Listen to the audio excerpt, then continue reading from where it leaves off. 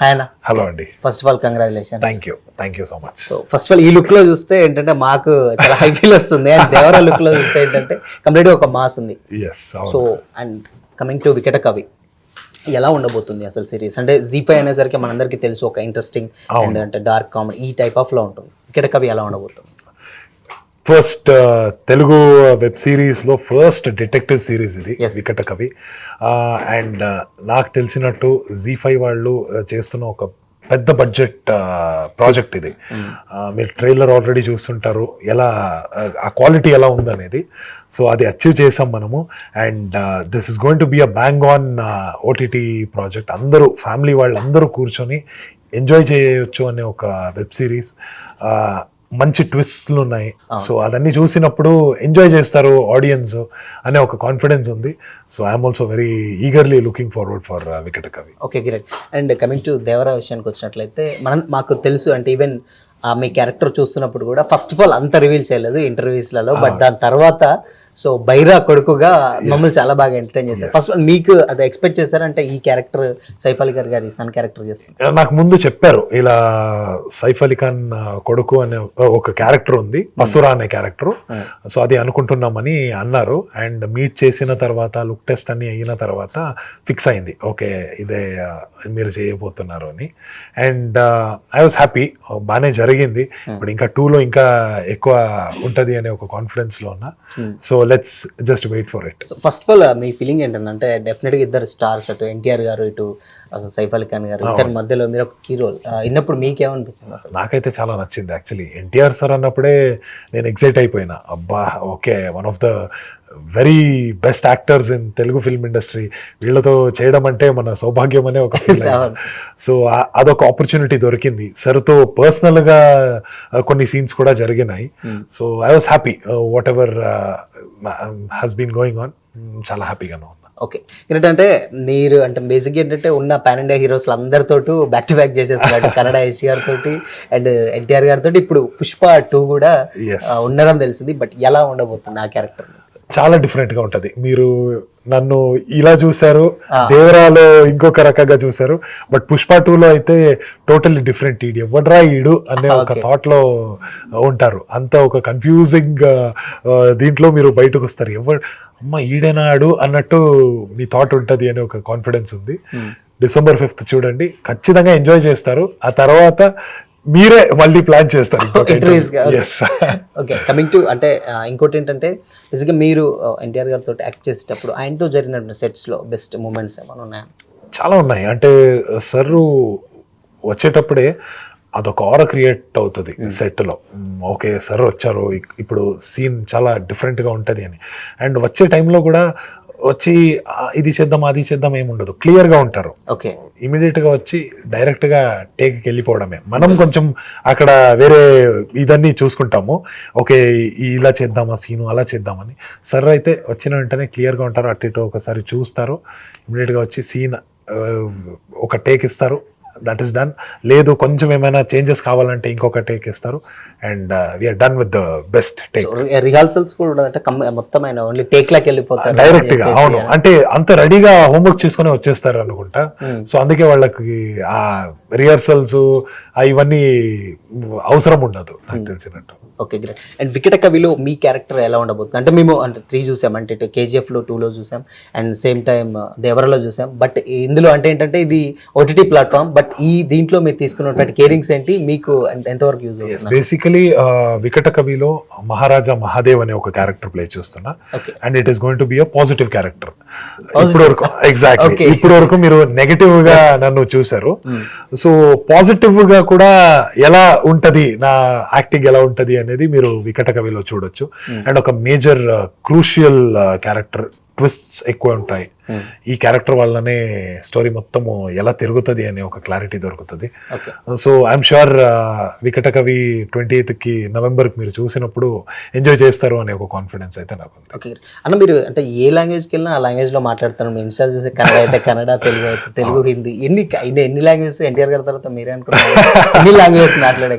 లేదు, అదే ఇలాంటి ఒక స్టార్ చేస్తున్నప్పుడు వాళ్ళ ఇన్స్పిరేషన్ మనం తీసుకొని మనం కూడా నేర్చుకోవాలి. ఇనీషియల్లీ బేసికలీ కన్నడ అయితే నేను పుట్టి పెరిగింది అన్ని అక్కడే కాబట్టి నాకు అదొక మాతృభాష లాగానే నాకు అది. సో నేను మా ఇంట్లో కొడవ తక్కనే ఒక భాషలో మనం మాట్లాడతాము. సో కన్నడ అనేది ఇంకా చాలా నాకు కంఫర్టబుల్. ఆ తర్వాత హిందీ స్కూల్లో చదువుతున్నప్పుడు నేర్చుకున్నా. అండ్ తెలుగు ఇండస్ట్రీకి రావాలి అనుకున్నప్పుడు లాస్ట్ ఒక 1.5 year నుంచి బాగానే తెలుగు నేర్చుకొని రెడీ అయ్యి ఎంటర్ అయినా. ఇప్పుడు తమిళ్ కూడా మాట్లాడతా, కానీ తెలుగు ఇంకా ఎక్కువ బెటర్ మాట్లాడతా అని నాకు అనిపిస్తుంది. కంప్లీట్ గా అంటే మాతృభాష ఇలాంటి పదాలు కూడా యూస్ చేసి ఫ్లూయెంట్ గా వచ్చేస్తుంది. అదే బేసికలీ అది మనం ఏదైనా ఒక లాంగ్వేజ్ నేర్చుకోవాలన్నప్పుడు అది కొంచెం కీవర్డ్స్ నేర్చుకుంటే ఇంకా వాల్యూ ఉంటది దానికి అని నాకు ఒక feeling. Okay, great. Coming to Pushpa 2 విషయానికి వచ్చినట్లయితే అల్లు అర్జున్ గారు మనందరికీ పుష్ప ఎంత పెద్ద హిట్ అయ్యింది. బట్ అంటే బేసిక్ ఇంతకుముందు ఉన్న ఆర్టిస్టులు అందరూ పార్ట్ 1 లో ఎవరైతే ఉన్నారో పార్ట్ 2 లో కూడా ఉంటారు. బట్ పార్ట్ 2 లో వచ్చే క్యారెక్టర్స్ చాలా ఇంపార్టెంట్. సో మీది ఎలా ఉండబోద్ది అంటే ఏంటంటే డెఫినెట్ గా పార్ట్ 2 లో వస్తుందంటే చాలా స్పెషల్ క్యారెక్టర్ అయి ఉంటుంది. అవును ఆల్రెడీ కొన్ని క్యారెక్టర్స్ మీకు తెలిసింది ఎవరెవరు చేస్తున్నారు. జగపతి బాబు సార్ అయినా. సో ఇలాంటి ఒక క్యారెక్టర్ లో మనది ఒక మేజర్ క్యారెక్టర్ అనే నేను చెప్పొచ్చు. ఒక మంచి ట్విస్ట్ ఇచ్చే ఒక క్యారెక్టర్. లక్కీలీ ఏమంటే ప్రతి ఒక్క ప్రాజెక్ట్ చేస్తున్న ప్రాజెక్ట్ లో ట్విస్టింగ్ ఎక్కడ దొరుకుతుందో ఆ క్యారెక్టర్ పడుతుంది. వికట కవి అయినా పుష్ప 2 అయినా. సో ఒక మంచి ట్విస్ట్ ఇచ్చే ఒక క్యారెక్టర్ అని చెప్పొచ్చు. చాలా బాగానే వస్తుంది. ఇంకొక 3-4 days ఆఫ్ షూట్ ఉంది. అది అయిందంటే will be ready for post production and cinema release 5th కి. పుష్ప 2 లో ఆయన అంటే అల్లు అర్జున్ గారు మనకు తెలుసు ఆయన ఎంత గ్రౌండ్ వర్క్ చేస్తారు. ఈవెన్ డాన్స్ కానీ ఫైట్ సీక్వెన్సెస్ కానీ అవి మీరు దగ్గర నుంచి వెళ్ళి చూసినప్పుడు ఎలా ఉంటుందన్న ఆయనతో వర్కింగ్ ఎక్స్పీరియన్స్ కానీ, లేకపోతే ఆయన ఆఫ్ సెట్స్ లో అంటే చేసేటువంటి రిహార్సల్స్? చాలా వర్క్ చేస్తారు. యాక్చువల్లీ హోంవర్క్ అయితే నేను అక్కడే సెట్స్ లో చూసినట్టు ఒక ఏదైనా ఒక ఫైట్ సీక్వెన్స్ ఉంటే లేదంటే డాన్స్ సీక్వెన్స్ ఉంటే చాలా కేర్ఫుల్ గా అది ప్రాక్టీస్ చేస్తారు, చూసుకుంటారు. ఈ పాయింట్ నుంచి ఆ పాయింట్ రావాలి, కెమెరా వస్తుంది, సో ఎలా వస్తే అది బాగానే కనపడుతుంది, ఇవన్నీ ఆలోచించి మాట్లాడుకొని ఒక 2-3 మానిటర్స్ చేసి పర్ఫెక్షన్ కి తీసుకొస్తారు. తర్వాత షాట్ చేసినప్పుడు అది ప్రాపర్ గా పర్ఫెక్ట్ గా వస్తుంది. అది రాకపోతే కూడా ఇంకా అయినా కూడా నో ప్రాబ్లం తీసుకుంటారు until the best comes out. ఆ బెస్ట్ కోసం వాళ్ళు వర్క్ చేస్తారు. అది ఒకటి చూసిన. Okay, great. అండ్ యశ్ గారి విషయానికి వచ్చినట్లయితే కన్నడలో KGF 2 అంత అంటే అసలు స్టార్టింగ్ అంటే ప్రశాంత్ నీల్ గారితో ఎక్స్పెక్ట్ చేశారంటే ఇలాంటి ఒక ఇంపాక్ట్ క్యారెక్టర్ నేను ప్లే చేస్తున్నాను అని చెప్పేసి? యాక్చువల్లీ నాకు షూటింగ్ వెళ్ళే ఒక 1 week ముందు నాకు తెలిసింది ఇలా ఆడిషన్ ఉందని. వేరే అన్ని క్యారెక్టర్స్ ఆల్మోస్ట్ 1.5-2 years నుంచి ట్రావెల్ చేస్తున్నారు ప్రశాంత్ నీల్ సార్ తో. కానీ నేను చేసే క్యారెక్టర్ వచ్చి ఏదో ఒక ప్రాబ్లం అయ్యి ఇంకొకడు మిస్ అయిపోయాడు ఆ క్యారెక్టర్ కి. సో నన్ను 1 week ముందు పిలిచి ఒక డైలాగ్ ఇచ్చి ఆడిషన్ తీసుకున్నారు. సార్ నచ్చింది ఆడిషన్, ఇమీడియట్ గా లుక్ టెస్ట్ చేశారు. తర్వాత మీకు 1 week లో షూట్ ఉంటుంది అని నేను ఎక్స్పెక్ట్ చేయలేదు. 1 week లో ఏంటిది ఇలా అంటున్నారని.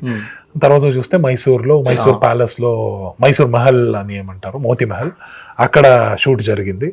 అక్కడి నుంచి జర్నీ షురు అయింది. సో ఆ గెటప్ కూడా కంప్లీట్ గా పెద్ద గెటప్ తోటి సైడ్ లాక్స్ పెద్ద ఇది నిజాలన్నీ అంటే ఓల్డ్ ఏజ్ లుక్ లో ఉన్న చేశారన్న ఆ లుక్.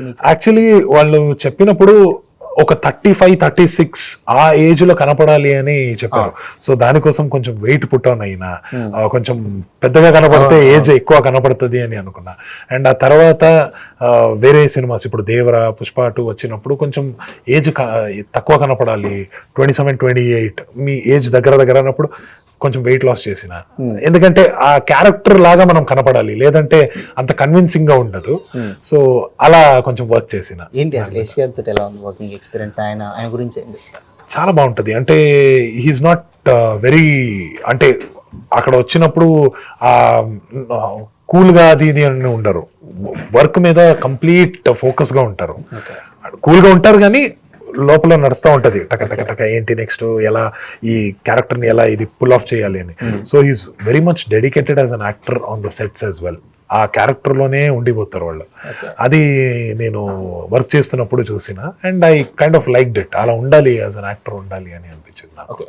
సో ఫైనల్ గా ముగ్గురు హీరోస్ గురించి వన్ వర్డ్ అబౌట్ ఎన్టీఆర్ గారి గురించి ఏం చెప్తారు? One word about NTR sir గురించి చెప్పాలంటే హీస్ జస్ట్ వన్ టేక్ ఇలా అంటారు కదా, సింగిల్ టేక్ ఇలా అంటారు కదా. Is one take artist. And, and Yash sir గురించి SDR చెప్పాలంటే హీస్ అ విజనరీ. చాలా ముందు ఆలోచిస్తారు, ఫ్యూచర్ గురించి ఆలోచించి ఇది చేస్తారు. అండ్ అల్లు అర్జున్ సార్ గురించి చెప్పాలంటే he's a dedicated darling person, personal గా కూడా చూసినప్పుడు, but very dedicated as an actor. ఊరికే నేను చెప్పినట్టు ఊరికే నేషనల్ అవార్డ్స్ రాదు, ఆ డెడికేషన్ ఉండాలి. ఫైనల్ గా దేవర పార్ట్ 2 ఎలా ఉండబోతుందో చిన్న ఆడియన్స్ కి మీ మాటల్లో ఒకసారి రివీల్ చేస్తే. ఐఎమ్ షూర్ చాలా పెద్దగానే ప్లాన్ చేస్తున్నారు, కొట్టాల శివ సార్ అయినా ఎన్టీఆర్ సార్ అయినా. సో ఇంకా ఇప్పుడు దేవరాలో ఏం చూసారో that is just an introduction, ఒక ట్రైలర్ లాగా అని చెప్పొచ్చు. Devara 2 is going to be much more bigger and huge అనేది ఒక కాన్ఫిడెన్స్ ఉంది. గ్రేట్. సో వికట కవి ఫైనల్ గా అంటే ఓటీటీ ప్లాట్ఫామ్ లో డెఫినెట్ గా అంటే ఇలాంటి స్టోరీస్ చాలా రేర్ గా వస్తుంటాయి. వికట కవి అంటే ఈ టైటిలే చాలా స్పెషల్ గా ఉంది. సో దీని గురించి ఏం చెప్తారు ఆడియన్స్?